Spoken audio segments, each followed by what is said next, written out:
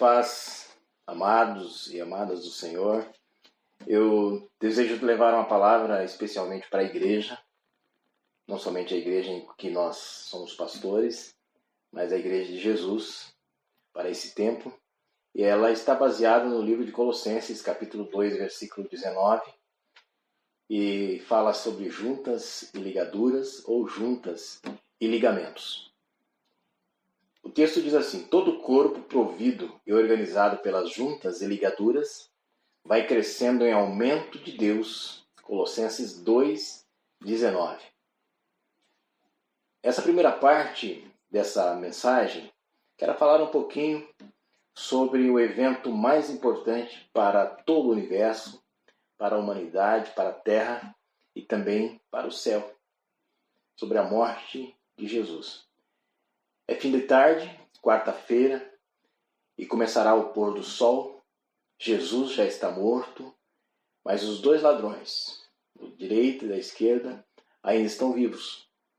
Segundo a lei judaica, um corpo não poderia passar a noite no madeiro, mas deve ser enterrado no mesmo dia. Esta lei está lá em Deuteronômio capítulo 21, 22, 23. No entanto, os romanos, para aumentar a crueldade, eles deixavam o corpo estacado para que ele apodrecesse ali. Além disso, naquela quarta-feira é o dia de preparação, pois é o dia em que as pessoas preparam a refeição e terminam as refeições naquele dia, porque no próximo dia seria um feriado judaico e essa refeição não poderia ficar para depois. Então os judeus estão apressados para que aquela crucificação termine logo, e porque quinta-feira é feriado. E esse feriado é aquele feriado conhecido, a preparação para a Páscoa, que é o 15 de Nissan no calendário judaico. Então eles precisavam fazer aquilo muito rápido. Por isso os judeus, eles se apressam para ir até Pilatos e pedem para que apressassem a morte dos 3 crucificados, dos 2 ladrões e de Jesus. Como assim? Eles quebrariam as pernas daqueles condenados para que eles não pudessem mais mexer o corpo para respirar e assim morreriam. Quando os judeus foram até Pilatos pedir o corpo de Jesus, principalmente, Pilatos então ordenou que os soldados fossem com os judeus até lá, onde havia a crucificação. Chegando lá, Jesus já estava morto, já tinha morrido. E não foi necessário quebrar as pernas de Jesus, cumprindo então a palavra de Salmo, capítulo 34, versículo 20, que diz: ele protege todos os seus ossos, nem mesmo um deles foi quebrado. Para eliminar qualquer dúvida de que Jesus realmente estivesse morto, um oficial dá uma ordem a um soldado que ultrapasse o corpo de Jesus, atravesse o corpo de Jesus com uma lança.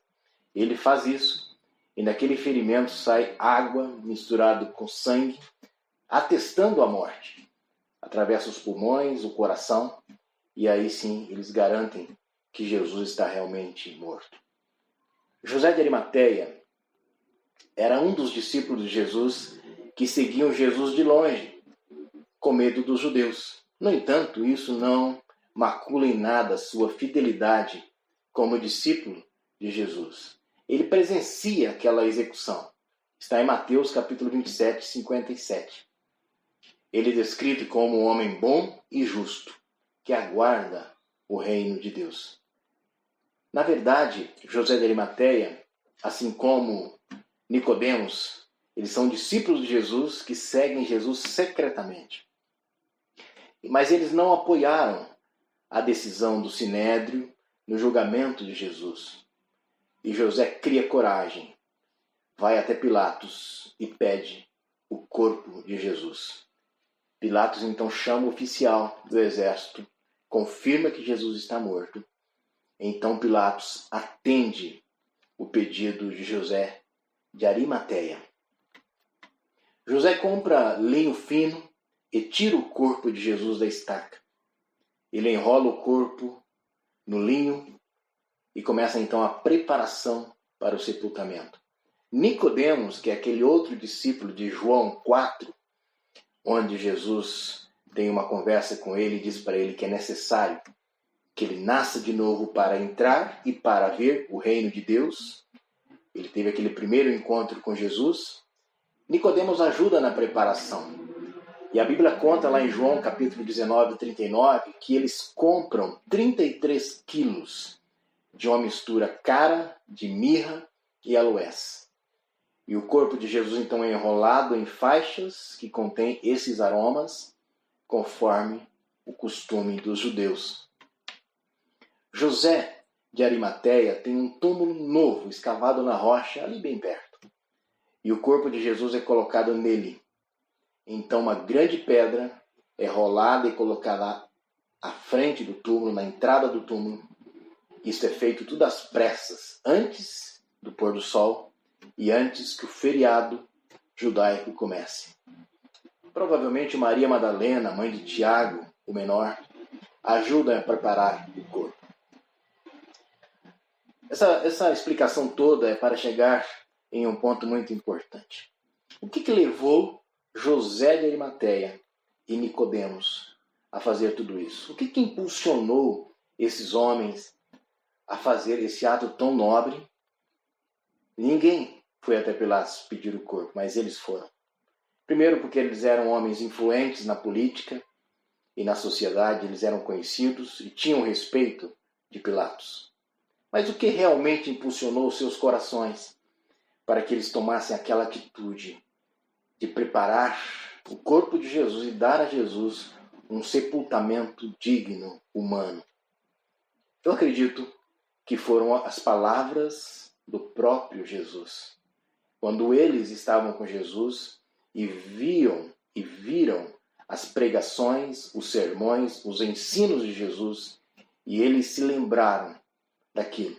E o Espírito Santo trouxe à memória deles e ao coração esse desejo. Eles não poderiam deixar o corpo perecer. Eles não poderiam deixar o corpo de Jesus se acabar ali no madeiro, apodrecer, cheirar mal e ser um objeto de mais escárnio ainda. E eu acredito que foi isso que impulsionou José de Arimateia e Nicodemos a realizar esse ato tão sublime. Mas o que tem a ver conosco hoje? A Igreja do Senhor Jesus. Creio que é esse mesmo sentimento que deve ter em nós. Jesus não está mais aqui. Ele também não está mais naquele madeiro. Ele ressuscitou ao terceiro dia. Ele está à destra de Deus e ele é Rei dos reis e Senhor dos senhores. Mas o que nós, como igreja, temos a ver com essa história? Nós temos a ver que Paulo, escrevendo aos Colossenses, ele diz que nós precisamos ter juntas e ligamentos. Isso é o corpo de Jesus na terra. O que significa isso? O corpo de Jesus não é uma mão, não é um braço, não é uma perna, não é um dedo. O corpo de Jesus é todo o corpo. Qual que deve ser o nosso espírito, então, aprendendo esse ato profético que Nicodemos e José de Arimateia tiveram e fizeram ali, realizaram? Eu aprendo que eu preciso ser impulsionado pelo Espírito a cuidar do corpo de Cristo. E o corpo de Cristo é o meu irmão que está passando dificuldade. Jesus precisava de socorro, mesmo morto. Ele precisava que alguém fosse lá. Em nenhum momento ele pediu isso. Mas eles viram uma necessidade e foram até quem podia ajudar. Meu amado, nesse tempo tão importante que a igreja está vivendo, exatamente nesse tempo, março de 2020, nós precisamos também nos importar com o corpo de Cristo e saber onde nós podemos ajudar. Eu acredito que naquela preparação do corpo de Jesus, eles puderam ver cada marca, cada ferimento, cada ferida, cada marca de açoite e cada furo no corpo de Jesus, provocado pelas torturas, pelos açoites e também pela crucificação. Eles perceberam as necessidades.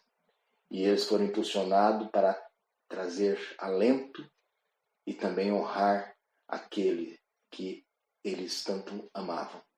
Nós precisamos amar o corpo de Cristo, que são os nossos irmãos em Cristo, que são aqueles que estão em necessidade, quer sejam elas naturais, espirituais ou emocionais. Tenho certeza que à nossa volta, à sua volta, tem alguém que é o corpo de Cristo esperando que você faça algo.